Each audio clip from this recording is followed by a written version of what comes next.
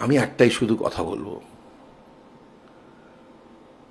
আপনাদের সন্তান আছে, আপনার জীবনের সঙ্গে সঙ্গে আপনার সন্তানের জীবনটাও শেষ হয়ে যাবে না, তারা থেকে যাবে।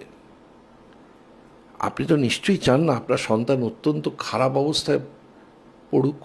আপনার তো সারা জীবনের সন্তান যবে থেকে জন্মেছে আপনার তো একটাই কাজ হয়েছে, কি করে আমার বাচ্চাটা একটু ভালো থাকবে। সেই কথাটা মাথায় রেখে বুথে ওই তোর হয়ে গেছে যা বলে দিলে না হয়নি, ওটা আমি দেবো, এটা বলতে হবে।